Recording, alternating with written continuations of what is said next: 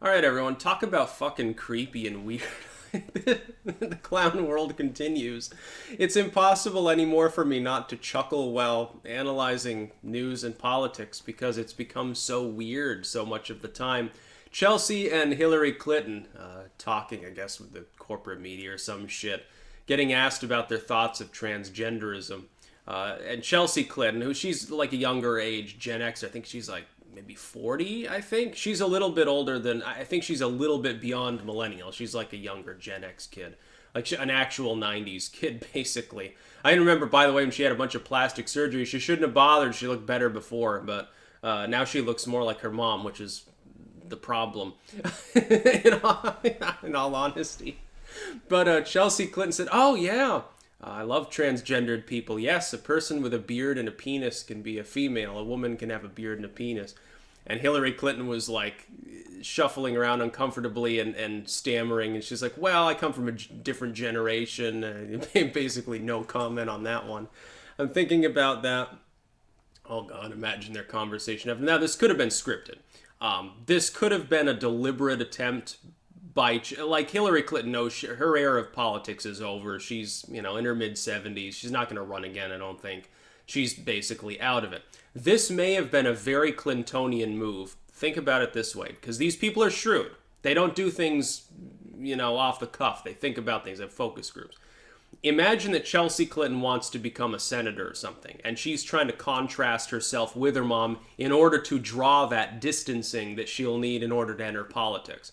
Oh, I want to become a senator, but hey, mom, you're dead weight politically. If you want me to be the next big political thing, Gen X era politician, sort of that sweet spot, millennial politics are fucked, boomer politics are dying, something in the middle there. The people that are going to end up running things are from the MTV generation, which I think is hilarious, and they're the only sane ones that exist currently. It's very funny. The generation raised on Jackass and Beavis and Butthead has better political ideals, usually, than people that were raised by a bunch of moralistic yuppies or those moralistic yuppies themselves. Interesting how that's happening. The political paradigm in this country right now is totally fucking warped. But Hillary, I think, probably fomented this idea. And it's like, hey, if Chelsea wants to get into politics, she's immediately going to be asked about me. The best thing she can do is say, well, I don't agree with my mom on everything. This would be a big ticket win for getting the youth vote, which is what the Democrats, when they're running, fundamentally need. Their party typically has the youngest segment sewn up. Then people, as they get older, they tend to become more conservative because of the slow marching of time. Now, this doesn't always work in that direction, but for the last few paradigms it has. I think that'll change. I think we're already beginning to see that reverse. And so I see big trouble for left-wing Gen X politicians in the next 10 years. That's just a political opinion, a theory that I happen to hold to. I think that the paradigm has begun to shift in the other direction. You're going to have sort of a labor-style populism among the so-called right that favors the Republicans. It won't even be necessarily traditional conservatism in the Reaganite sense. Be interesting to watch what happens. I do it from a detached perspective. I don't care where the paradigm shifts as long as it shifts because it gives me something to think about and talk about. I think it's funny. A little bit of political philosophy, studying history. Oh, it's great. It's like you can spend hours doing that shit. With regards to the Clintons, though, and the idea of bearded ladies, here's what I would say, again, and I've had this view all along. I don't care what people do. People should be able to get gender reassignment surgery, dress how they want, date who they want, fuck how and who they want, whenever they want. I don't believe in moralism. I don't really care. It doesn't offend me. But the idea of gender is a concrete biological truth. What you are talking about when you say you can have a penis and be female, you're talking about gender expression. And you're talking about genitalia, mostly. The outward expression, the phenotypical characteristics that can be altered with hormones or whatever. You're not talking about genetics. The genetics are clear. XX or XY. Male or female or male. All other permutations basically boil down to a person is male if they have a Y chromosome that's active.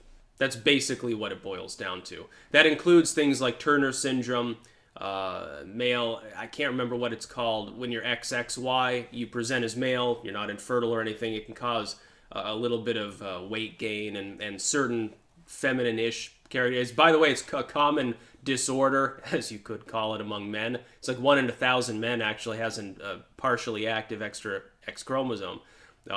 It's less common for women to be XO, which is Turner syndrome.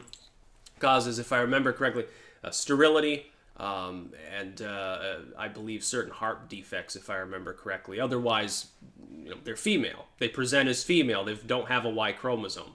That's gender. When you're talking about, well, gender is just colonialist term, no, that's bullshit. That's something that Karl Marx would dream up. Actually, I don't even think Karl Marx would dream that up. Probably his modern-day pink-haired acolytes that basically want an even weirder, worse version of his primordial Marxism actually dream up. No, you're talking about gender expression, which is fine. Yeah, gender can be expressed any way you want to. I find it very funny that typical male and female roles are almost always indulged in by people who believe in this, by the way. They think, well, I'm transitioning, I'm actually female inside, and so they start becoming like hyper feminine and wearing pink skirts and stuff like that, and stuffing. It's like, well, okay, you're arguing for very traditionalistic, extremely explicit gender roles in the most dichotomous possible fashion. It's actually very strange. It's like, when you start injecting yourself with huge amounts of testosterone or estrogen, somehow you go off the deep end a little bit. Again, Medicare had a video the other day that some people claimed was gross, and I'm like, if you use 4chan, you've already seen all that shit anyway. Like when they make the artificial penis, when somebody is going from female to male in the transgendered sense, they'll take skin like off the forearm, and they'll turn that into a cock that has to be shaved, by the way. And this is what I guess Chelsea Clinton is talking about or something. I don't even know what she's referring to. Why mention, by the way, women with beards anyway? Now, that's a they used to be very popular. Women with beards now more reviled than they were 100 years ago. 100 years ago, the woman had a beard. Oh shit, baby, you don't have to work. You just have to stand there, and people pay five pence in order to see you.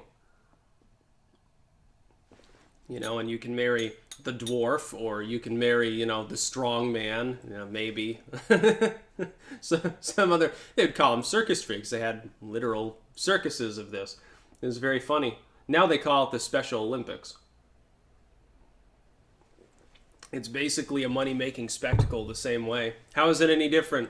It's exactly the same. Why do you think people watch it? They're not watching it for the finesse. I mean, can we please be honest here at some point about these things?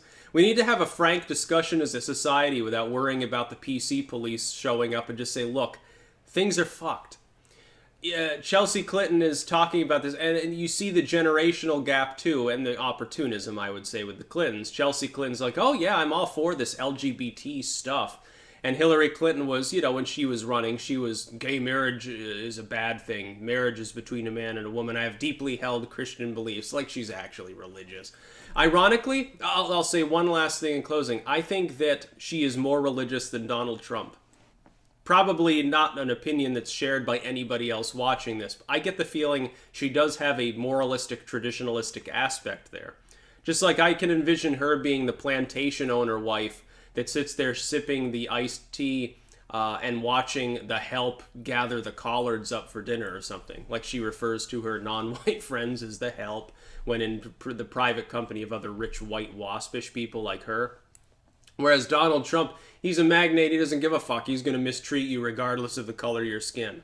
He doesn't care if you're gay, but if you're getting a room, you're going to pay the same rate as anyone else, which will be exorbitant. That's why Trump is a billionaire and Hillary Clinton is a mere millionaire. That's about all. Peace out.